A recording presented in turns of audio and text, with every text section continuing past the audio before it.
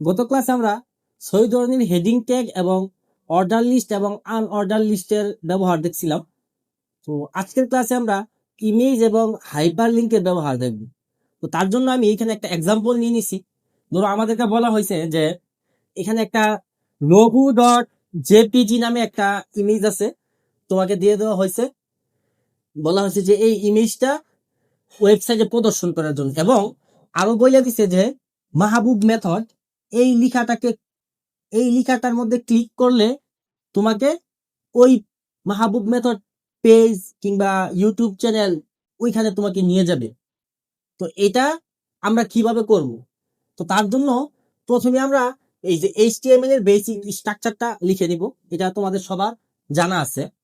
তারপর আমরা যেই ইমেজটা দেয়া আছে এই ইমেজের জন্য আমরা জানি IMG SRC এই ট্যাগটা ব্যবহার করতে হয়, এবং SRC এর ভেতর আমরা ডাবল কোটেশন দিয়ে এখানে যে ইমেজের যেই নামটা দেয়া আছে, অর্থাৎ ইমেজের নামটা হইছে লোগো ডট জেপিজি, আমরা এখানে লোগো ডট জেপিজি এই ফরম্যাটটা আমরা বলে দিব এবং ডাবল কোটেশন শেষ করে দিব। সো যদি আমরা শুধু এতটুকু লিখি তাহলে আমরা এখানে আমাদের ওয়েবসাইটে কি যে ইমেজটা, এই যে ইমেজটা আমরা আমাদের ওয়েবসাইটে দেখতে পাবো। আর যদি তোমরা কোনো কারণে দেখতে না পাও, যারা প্র্যাকটিক্যাল করতেছো, তোমরা এখানে আরেকটা জিনিস উল্লেখ করে দিতে পারো। সেটা কি? সেটা হচ্ছে এই ইমেজটার উইথ উইথ বলে দিবা। সাপোজ তুমি বলে দিতে পারো 80, এবং হাইট বলে দিবা, হাইট তুমি বলে দিতে পারো এখানে ধরো আমি ধরলাম 100। তুমি তোমার দেখবা কত দিলে তোমার কত সাইজ কতটুকু দরকার, যতটুকু দরকার তুমি ততটুকু এখানে উল্লেখ করে দিবা। তারপর হচ্ছে এই যে ইমেজ, এখানে অ্যাঙ্গুলার ব্র্যাকেট শুরু করছিলা, যে এখানে শেষ করে দিব। আর হ্যাঁ, আরেকটা কথা, আমাদের এই ইমেজ ট্যাগের কিন্তু কি আছে, শুধু শুরু ট্যাগ আছে, শেষের কিন্তু কোনো ট্যাগ নাই। সো জাস্ট IMG লিখে SRC এর ভেতরে ডাবল কোটেশন দিয়ে আমরা যেই ইমেজটা, আমাদের যেই ইমেজের নামটা দেয়া থাকবে, জাস্ট শুধু ওই নামটা আমরা লিখে দিব এখানে। তাহলে আমরা আমাদের ওয়েব পেজে কি এই ইমেজটা দেখতে পাবো। আচ্ছা, আরেকটা কথা এখানে বলে দিই, তোমাদের অনেক সময় বলতে পারে যে এই লোগো ডট জেপিজি এই যে ইমেজটা, এটা ধরো কোনো একটা ফোল্ডারের মধ্যে আছে। ওরা বলে দিতে পারে যে ইমেজ ইমেজ নামক একটা ফোল্ডারের ভেতর এই লোগো ডট জেপিজি এই ইমেজটা আছে। এটা কিন্তু ফোল্ডারের নাম। এখানে ইমেজ দ্বারা আমি জাস্ট বলতেছি আর কি যে ইমেজ, এটা একটা ইমেজ, কিন্তু এখানে এরা বলে দিছে ধরো ইমেজ একটা ফোল্ডার, ওই ফোল্ডারের ভেতর লোগো ডট জেপিজি নামে ইমেজটা আছে। তখন কি করবা, যেই ফোল্ডারের নামটা বলে দিবে, তোমরা এখানে প্রথমে কি ওই ফোল্ডারের নামটা লিখবা। যে ইমেজ নামে ফোল্ডার বলে দিছে, অন্য নামও বলতে পারে। তাহলে প্রথমে আমাদের কাজ হচ্ছে ইমেজ লিখে নিব, তারপর একটা স্ল্যাশ দিব, স্ল্যাশ দিয়ে তারপরে এই ফোল্ডারের ভেতরে যেই নামের ইমেজটা আমরা শো করাতে চাচ্ছি, অর্থাৎ লোগো ডট জেপিজি, আমরা ওই নামটা এখানে দিয়ে দিব, লোগো ডট জেপিজি। তারপর ডাবল কোটেশন শেষ করে আমরা উইথ এবং হাইটটা কি করে দিব, উল্লেখ করে দিব। বুঝতে পারছো? সো আবার আরেকটা জিনিস, লোগো ডট এখানে আমি কি জেপিজি লিখছি। ইমেজের ফরম্যাট অনেক ধরনের হতে পারে, জেপিজি থাকতে পারে, পিএনজি থাকতে পারে, জেপিইজি থাকতে পারে, ঠিক আছে, আরো অনেক ধরনের ফরম্যাট থাকতে পারে। যাই হোক, এই যেই ফরম্যাটটা থাকবে, অর্থাৎ ইমেজটা যেই নামে সেভ করা থাকবে তোমার ফোল্ডারের ভেতরেই হোক বা সরাসরি হোক, তুমি যেখানে কাজ করতেছো, সরাসরি হলে জাস্ট শুধু লোগো ডট জেপিজি বা যেই নামটা ওইটা শুধু এখানে দিয়ে দিবা। যদি বলে কোনো ফোল্ডারের ভেতর, আবার বলতেছি ফোল্ডারের ভেতর বললে অবশ্যই প্রথমে ফোল্ডারের নামটা আমরা লিখবো, তারপর একটা স্ল্যাশ দিয়ে ওই ফোল্ডারের ভেতর যেই নামে ইমেজটা সেভ করা আছে ওই নামটা আমরা এখানে লিখে দিব। তাহলে এতটুকু ধারাতে আমরা কি আমাদের ইমেজটা, আমাদের ওয়েবসাইটে ইমেজটা শো করাতে পারবো। ঠিক আছে? আর আবারও বলে দিচ্ছি, উইথ আর হাইটটা তোমরা তোমাদের ইচ্ছা মতো, যারা প্র্যাকটিক্যাল করতেছো সাথে সাথে তারা এই উইথ এবং হাইটটা সেট করে নিবা।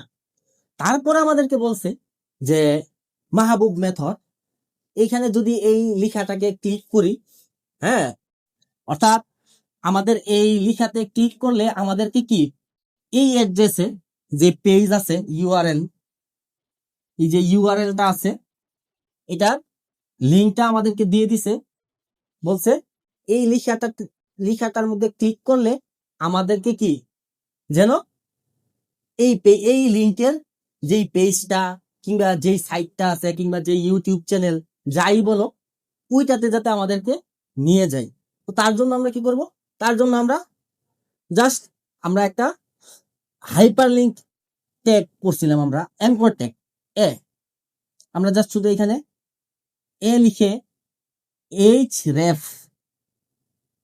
এর ভেতর আমাদের যে ইউআরএলটা দেয়া আছে অর্থাৎ https তারপরে www.mahabubmethod.com, হ্যাঁ, যদি পেজের লিংক হতে পারে, ইউটিউবের লিংক হতে পারে, কোন ওয়েবসাইটের লিংক হতে পারে, যাই হোক আমরা এই রেফ এর ভেতরে যে লিংকটা দেয়া থাকবে আমরা ওই লিংকটা আমরা দিয়ে দিব। তো আমরা যদি ওই লিংকটা এখানে লিখি https://www.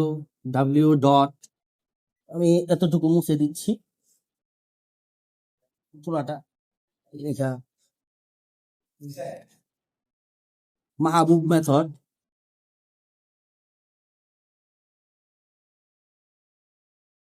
.com মুছে দিলাম, ধরো এটা মুছে দিলাম, যে লিঙ্কটা দেওয়া ছিল এই যে মাহবুব মেথড .com দিয়ে আমরা এখানে এটা শেষ করে দিব। এবং আমরা কি চাচ্ছি, আমরা কিন্তু এখানে লিঙ্কটা দেখতে চাচ্ছি না, আমরা চাচ্ছি কি এই লিঙ্কটা আমরা শু করাতে চাচ্ছি না, আমরা চাচ্ছি মাহবুব মেথড লেখাটা থাকবে। সো মাহবুব মেথড লেখাটা নিচে একটা আন্ডারলাইন আছে, হাইপার লিঙ্ক এমনিতে আন্ডারলাইন চলে আসে, তাহলে আমরা এইখানে মাহবুব মেথড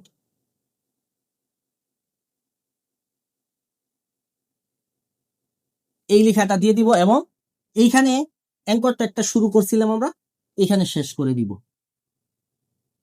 তাহলে আমরা এই অ্যাঙ্কর ট্যাগের ভেতরে এই অ্যাড্রেসটা দিয়ে দেওয়াতে আমরা কি এর মাঝখানে যেই লেখাটা আছে আমরা কিন্তু অ্যাড্রেসটা দেখতে পাবো না, এই লিঙ্কটা কিন্তু আমাদের পেজে আমরা দেখবো না, আমরা এর মাঝখানে যেই লেখাটা রাখি, যেমন এখানে আমাদেরকে বলা হয়েছে মাহবুব মেথড, সো আমরা এখানে মাহবুব মেথড রাখছি, আমরা এখানে মাহবুব মেথড দেখতে পাবো।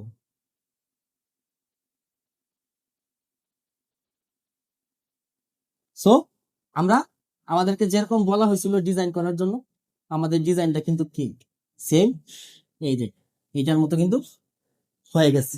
সো আশা করি তোমরা বুঝতে পারছো কিভাবে আমরা ইমেজ ট্যাগ ব্যবহার করে একটা ইমেজ আমাদের ওয়েবসাইটে প্রদর্শন করব এবং কোনো একটা লিংক বা ইউআরএল দেয়া থাকলে যেই কোনো সাইটেরই দেয়া থাকুক আমরা ওইটা কিভাবে ইউজ করব। জাস্ট এইচ রেফ অর্থাৎ অ্যাঙ্কর ট্যাগের মধ্যে এইচ রেফ নিয়ে সমান দিয়ে ডাবল কোটেশনের ভেতরে আমাদের যেই লিঙ্কটাই দেয়া থাকবে ওই লিঙ্কটা জাস্ট শুধু পেস্ট করে দিবি, আর আমরা যেই লেখাটার মধ্যে ক্লিক করলে ওই পেজে বা ওই সাইটে আমরা যাইতে চাইতেছি ওই লেখাটা আমরা এখানে লিখে দিব।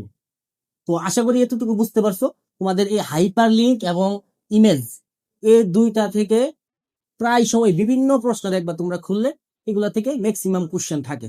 সো শুধু জাস্ট একটা একটা লাইন যদি লিখো তাহলে কিন্তু তোমরা দেখবা গরুর গড় যে প্রশ্নটা আছে ওইটাতে বেশিরভাগই তোমাদের বলে একটা ওয়েবসাইটের ইমেজ দেওয়া থাকে, ওই ইমেজটা সুকরণের জন্য কোড লিখতে বলে, অথবা একটা হাইপার লিঙ্ক দেওয়া থাকে বলে ওইটার সাথে হাইপার লিঙ্কটা যুক্ত করার জন্য। সো যদি জাস্ট শুধু এই এক লাইন দুই লাইন শুধু মনে রাখতে পারো তাহলে কিন্তু তোমরা 3 নম্বর পেয়ে যাবে। তো আশা করি ইমেজ এবং হাইপার লিঙ্ক বুঝতে পারছো। পরবর্তী ক্লাসে আমরা টেবিল সম্পর্কে বিস্তারিত জানবো। তো আজকের ক্লাস এই পর্যন্তই, দেখা হচ্ছে তাহলে পরবর্তী ক্লাসে।